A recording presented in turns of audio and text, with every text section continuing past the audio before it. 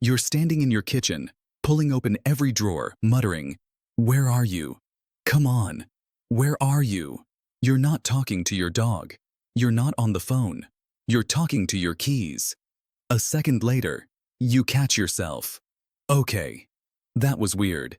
Did you seriously just have a full conversation with an inanimate object? Truth is, you do this constantly. In the car, rehearsing an argument you haven't even had yet.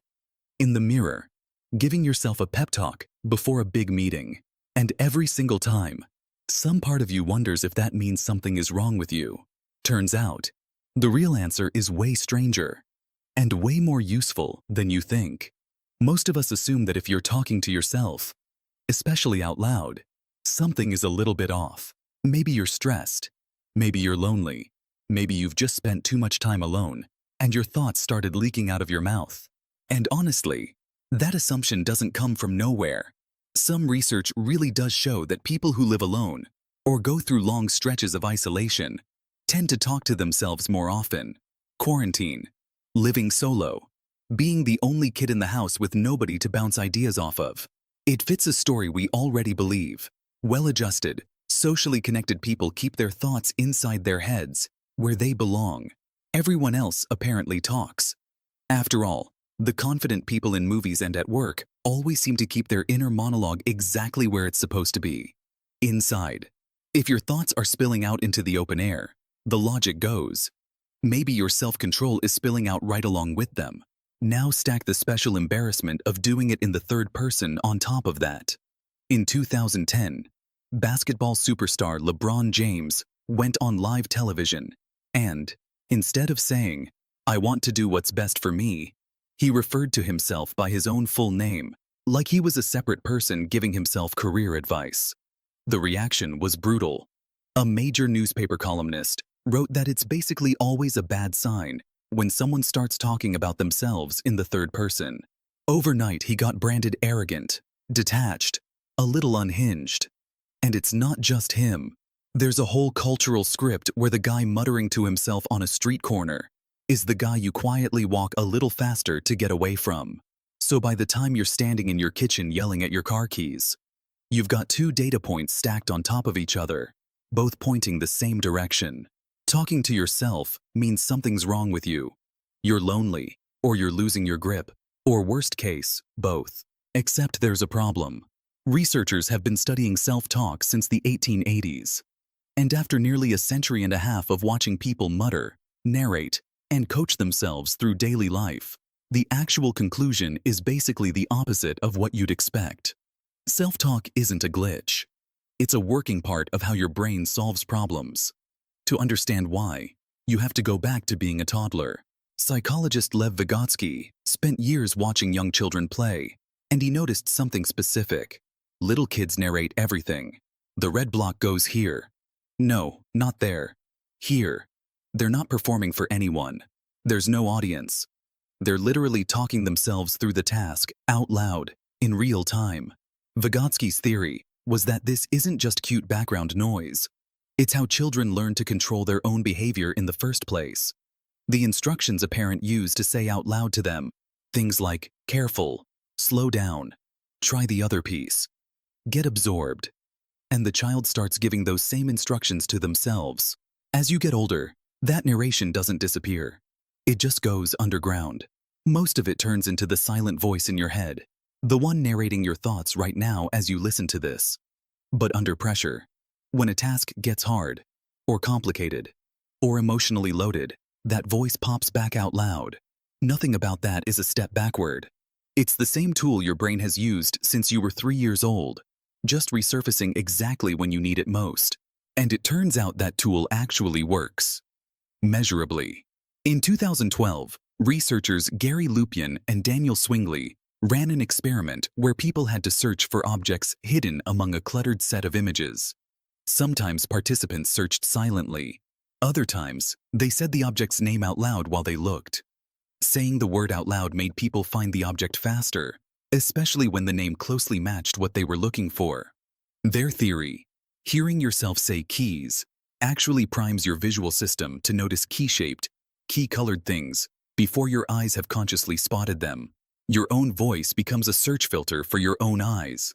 That awkward habit of muttering while you dig through your bag is your brain quietly optimizing its own search. There's an even weirder detail about your inner voice. Your brain treats it differently from an outside voice, specifically so it knows the voice is you. Every time you speak, even silently inside your head, your brain quietly predicts what that sound is about to be, a split second before it happens, almost like it's drafting a preview first.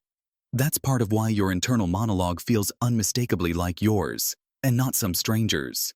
You've got built-in caller ID for your own thoughts.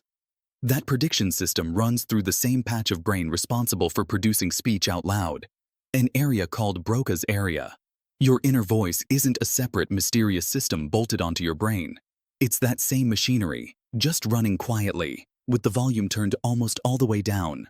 But the biggest discovery here has nothing to do with finding your keys.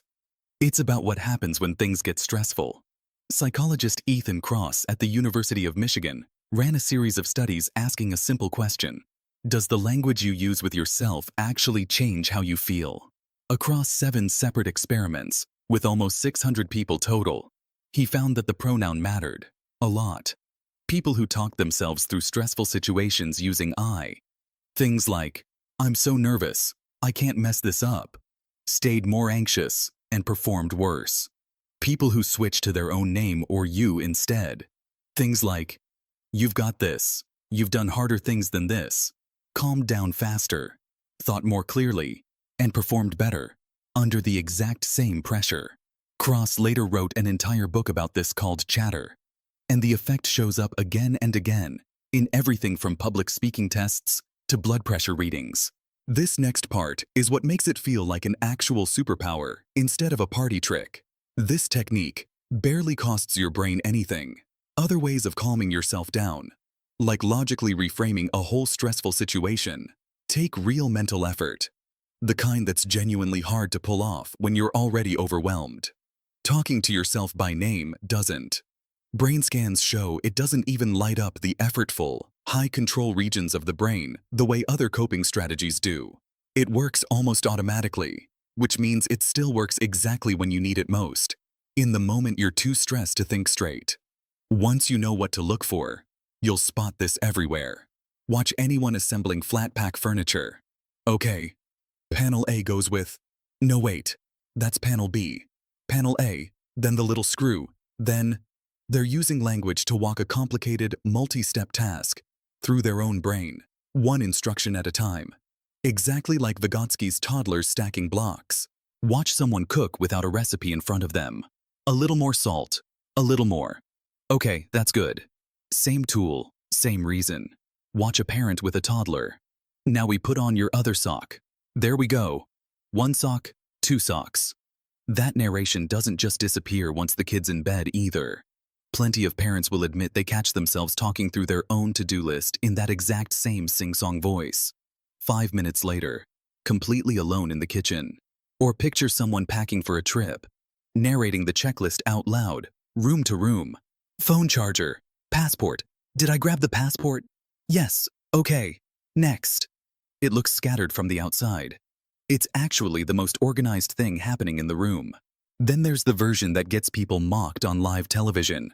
Remember LeBron James, ripped apart in 2010 for talking about himself by name?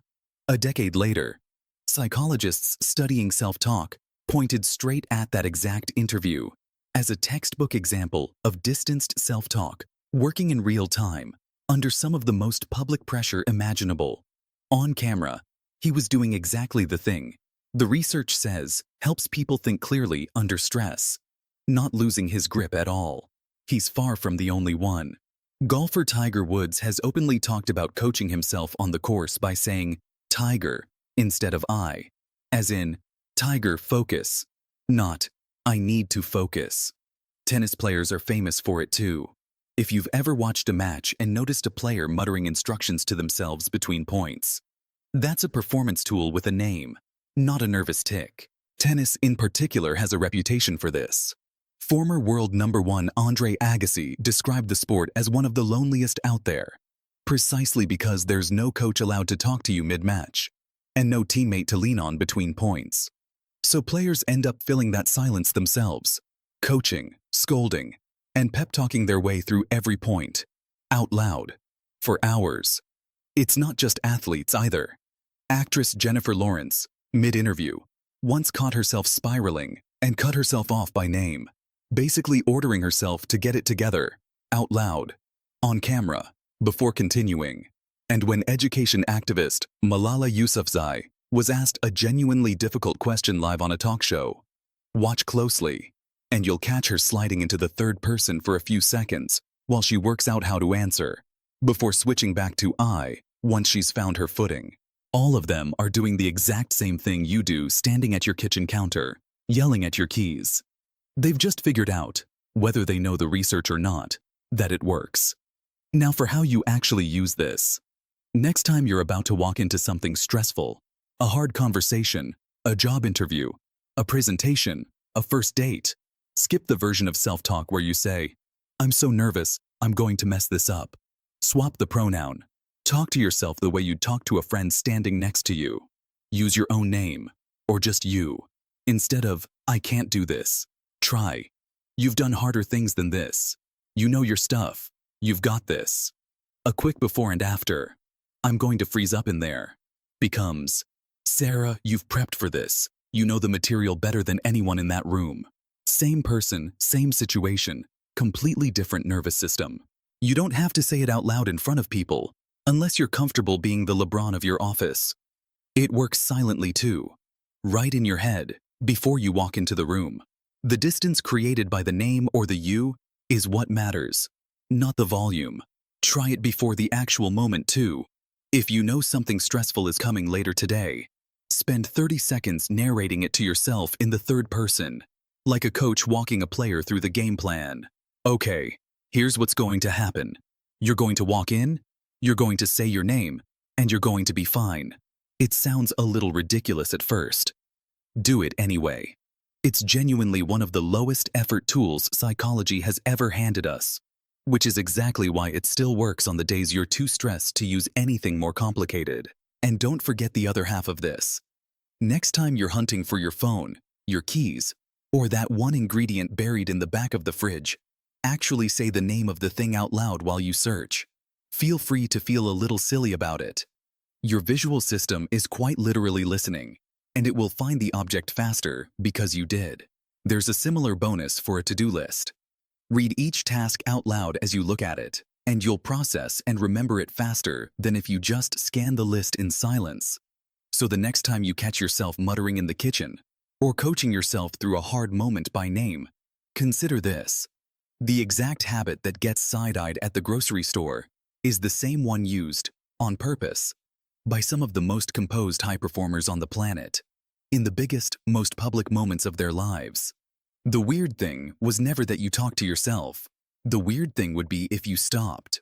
If your brain's been talking to itself through this whole video, and you want more of exactly this kind of thing, you know where the subscribe button is.